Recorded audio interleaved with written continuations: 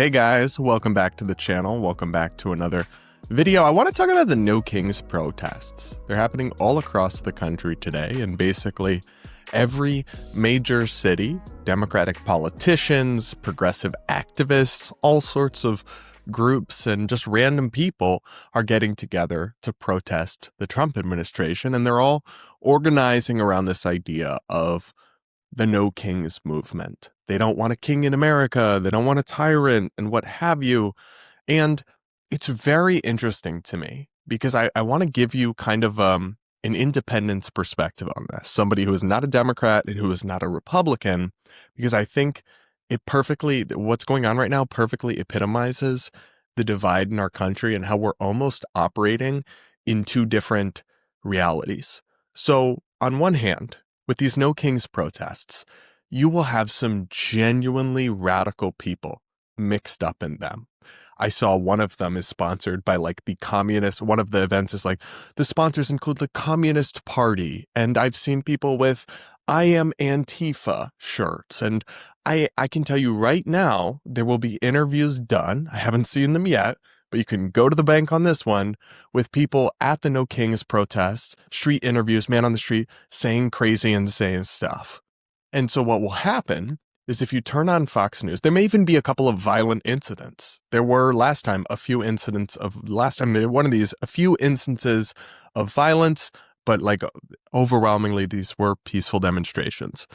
Now, what will happen is if you consume Fox News, or if you listen to what Republican politicians say, they will highlight the most extreme elements of this and portray it as if these people are all crazy, they're all deranged, they're all radicals, or even some of these Republican politicians are calling them the Hate America rallies, all that, and they will have real examples to back that up, in part because the Democratic Party and the left genuinely does not do a good job, to the extent it even tries, of gatekeeping radicals out of their movement. I saw one of the speakers, Democratic senators at one of these, will be sharing the stage with people who cheered the assassination of Charlie Kirk, right? So they absolutely do allow radicals and toxic people into the tent, into the movement. And then some crazy people in crazy groups saying crazy things will be involved. And Republicans and conservative media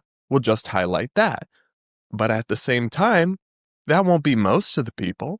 Most of the protesters will genuinely be lived out, mostly, I would say, Americans, but people who don't hate America, are not Antifa, are not burning down federal buildings. It's going to be a lot of wine moms, frankly, suburban wine moms and podcasters and just normal liberal Americans. And most of the events and speeches and the senators talking will be totally normal. They won't be Antifa radicals or anything, and they'll just be protesting Trump and ranting against Trump and pushing their usual lines. And if you exist in kind of the liberal media ecosystem, you'll just see normal footage from these protests. You won't see the radical speakers getting clipped up.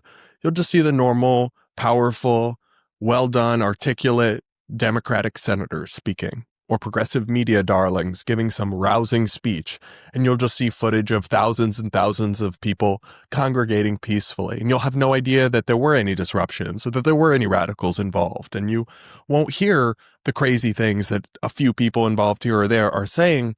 And what you will have is what we so often have in this country, and it's the big problem, and I don't know how to fix it except through independent-minded commentary I try to provide on this channel, is two totally different perceptions of the reality of this day, of the No Kings protests, that are both kind of true but incomplete. And if you only consume, if you're in an echo chamber on either side, you will firmly believe in a version of events that did happen but totally doesn't tell you the whole story, if that makes sense, what I mean. And so that just kind of, for me, is a nutshell of what's going wrong in America, that we're in this situation in the first place. Let me know if you agree in the comments. Do subscribe, yada, yada, yada. And then the final piece of this is the whole concept itself of a No Kings protest. you will have a lot of people involved in this, and I've already seen the clips rolling out in the speeches, who are acting like Trump is some dictator, like he actually is a king, which to me is obviously not true. I disagree with a lot of things that Trump has done so far, whether it comes to tariffs or immigration or some of the free speech stuff. But he's not actually a king, because if he was, the government wouldn't be shut down right now. Like, he is still playing by the system of government that we have, right? In the sense of the government's shut down, Trump wants to reopen it and can't, because he can't pass a spending bill through Congress because it requires Democratic votes. So, like, obviously he's not a king, because a king doesn't need the opposition's help to pass a budget, right? In the same way, he has abided by limitations on what he can do from court rulings and other things. And I think it is just hyperbolic and strains credulity to say that, like, oh, he's a king, he's a dictator, he's consolidating power.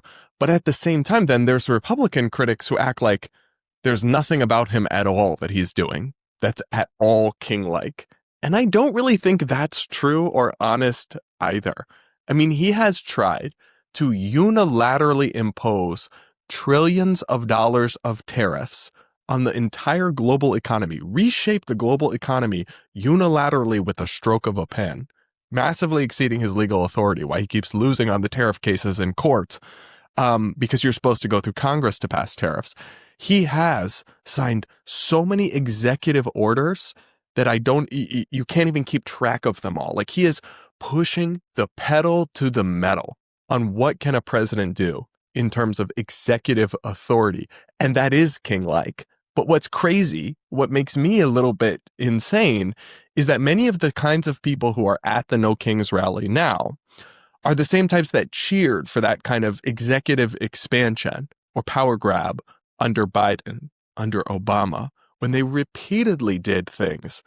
I mean, Biden defended the CDC unilaterally commandeering the entire national rental market through one statute that allowed for the fumigation of buildings. They argued they had the authority to ban evictions in most cases nationwide without legislation of any kind. Just the CDC says so. They regularly, with all the student loan stuff that was struck down, with them trying to add a new constitutional amendment, like, that didn't actually pass, the Equal Rights Amendment, they just tried to pretend that it did at the end of Biden's presidency.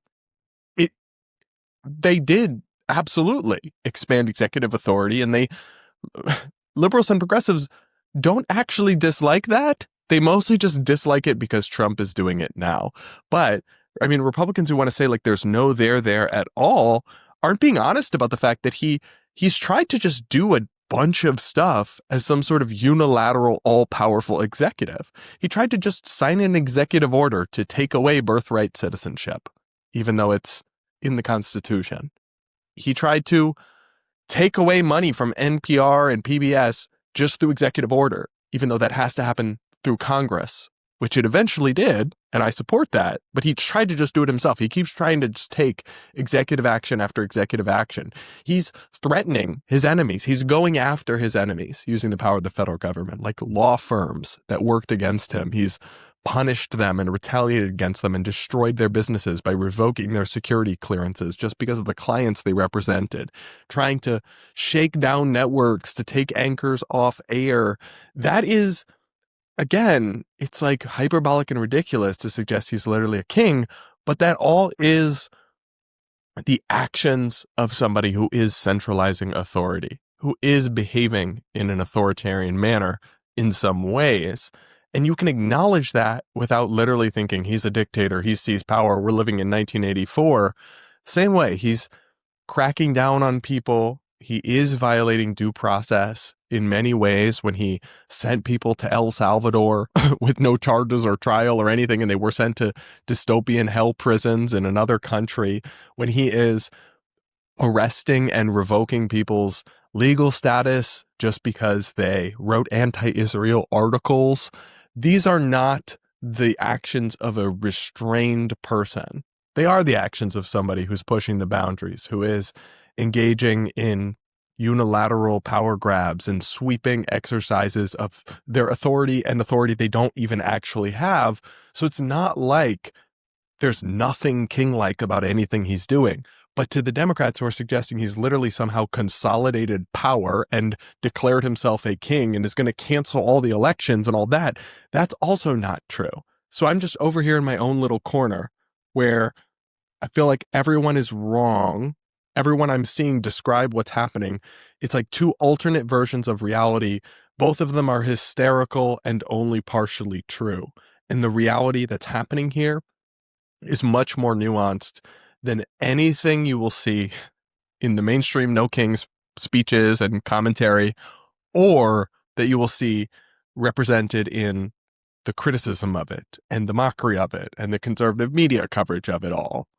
And I find it all kind of depressing and demoralizing, but I think there's a lot of people that feel like me and feel like you, maybe if you're watching right now, somewhere in the middle, demoralized, detached from either hyper-partisan narrative or panic or alarmism. And I'm just trying to talk about it and represent that perspective honestly and tell you guys what I think. I could be wrong about all of this. You can let me know in the comments if I am, but just giving you my honest perspective on this whole saga as all the No King stuff unfolds across the country today.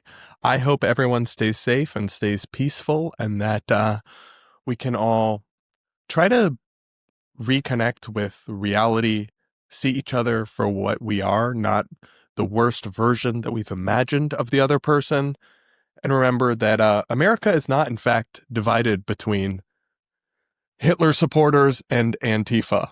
There are mostly still good-hearted people on either side in this country, and I do believe that.